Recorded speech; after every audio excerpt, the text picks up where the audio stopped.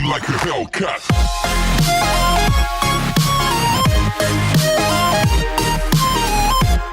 Anime fans, One Piece fans, what's good? The answer to that question, of course, is One Piece. One Piece is what's good. Today, we're going to be discussing the 11 Supernova.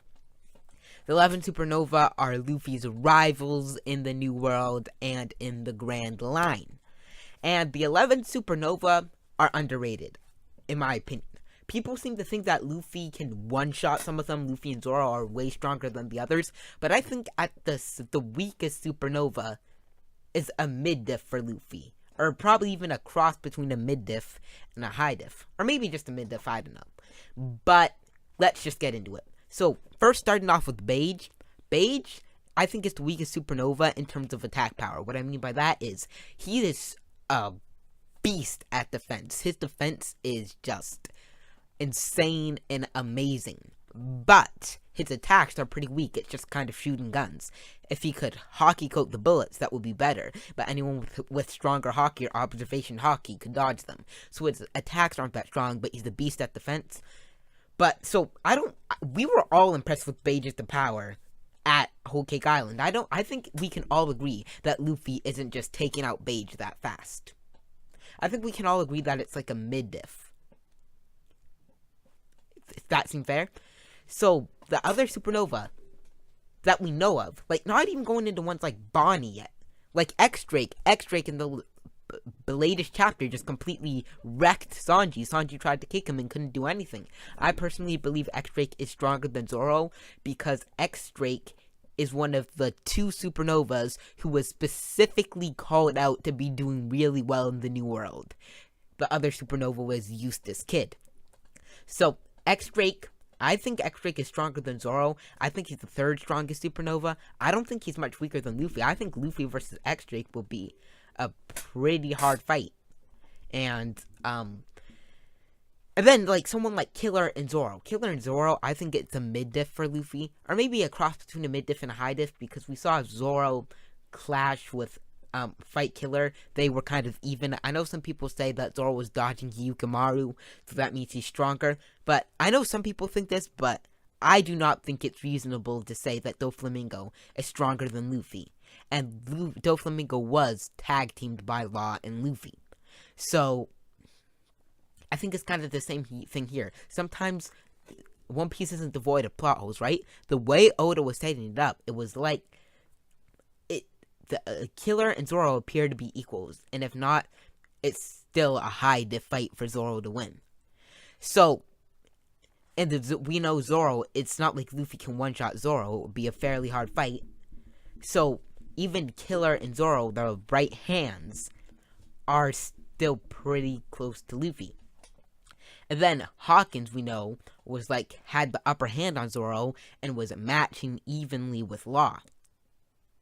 So, and we all know Law isn't way weaker than Luffy. So, then going into the ones we don't know a lot about, we can't, so people, specifically Jewelry Bonnie. People say Jewelry Bonnie is weak and relies on her devil fruit, but I'm like, you have no way of knowing that. All we saw her was use her devil fruit once on Sabaody Archipelago. And at the time, she was portrayed to be, I guess, weakish a little bit. But it's not, and she did get defeated by Blackbeard. But it's like the Eustace Kid and Kaido thing. That's stupid to say that somebody is trash because they were defeated by someone stronger than Luffy. Luffy is most likely the strongest Supernova, so if someone stronger than Luffy defeats another Nova, how are they trash? They're not. So Bonnie, we can't really make any big judgments on her, but I would probably say she's stronger than Beige in terms of attack power and probably knows hockey, and if she awakened her devil fruit, imagine her sending out a wave, kind of like Conqueror's hockey, but it just turns everybody into children or a really old man. That would be pretty cool, right? So, even Bonnie, I think, would be pretty hard for Luffy to beat, especially since she could turn Luffy into a kid. And then, like, Apu is kind of been hyped up. I know some people are like, oh, he just is a coward who joined with Kaido, but so did Hawkins. And Apu,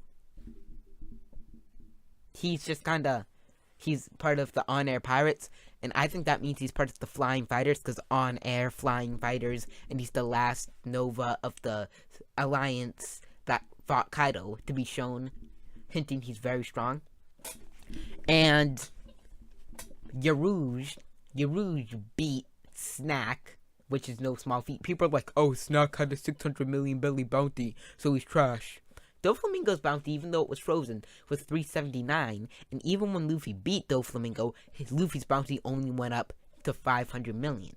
So 600 million, that's saying something. Of course, Doflamingo was still probably stronger than Snack, but not even by a ton. So Yarouge, it's not like Luffy could just totally destroy him.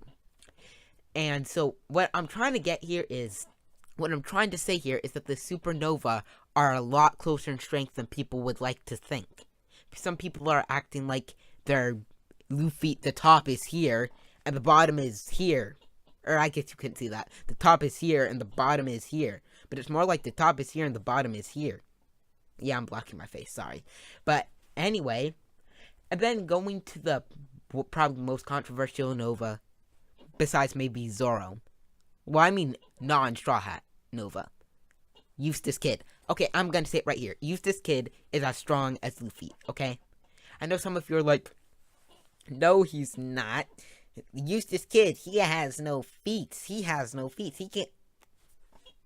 Eustace Kid I'm just gonna go into the whole spiel, forgive me. Eustace Kid had the highest bounty of the Nova in Sabaody Archipelago, higher than Luffy's, and even though they said that was because he hurt civilians, that still was foreshadowed, saying that Luffy and Eustace would be rivals. Eustace Kid also was the only other supernova with a right hand who was also a supernova. Eustace Kid was one of the three Novas that fought the Marines. It was Luffy, Law, and Kid, but Oda said that at the time he didn't have plans for Law, he only had plans for Kid. And then, going on, Kid was one of the most infamous pirates in the New World. He had a 470 million belly bounty. Luffy only had a 500 million belly bounty from defeating Doflamingo. It's just that, and also, there was Kid. He has fought the Big Mom Pirates, the Red Hair Pirates, and Kaido himself, and is still alive, and he earned Kaido's respect, and Kaido said Eustace Kid was strong.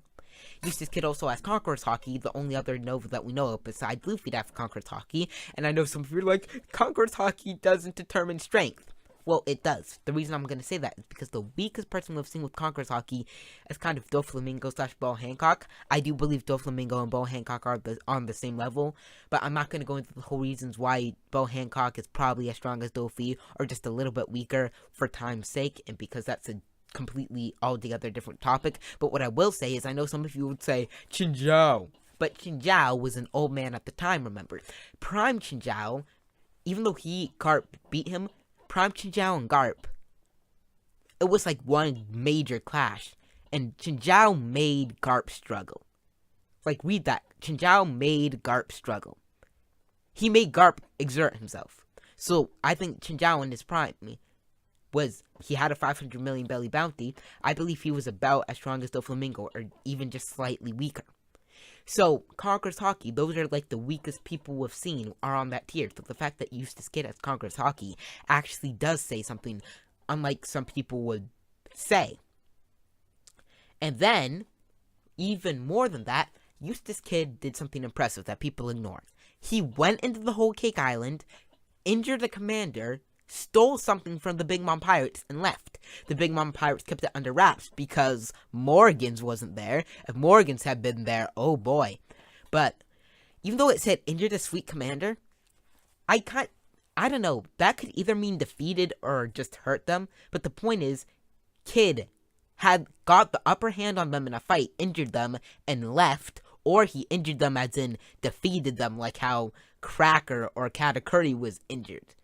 He either defeated them or got the upper hand and left. Either way, I think of that as defeat.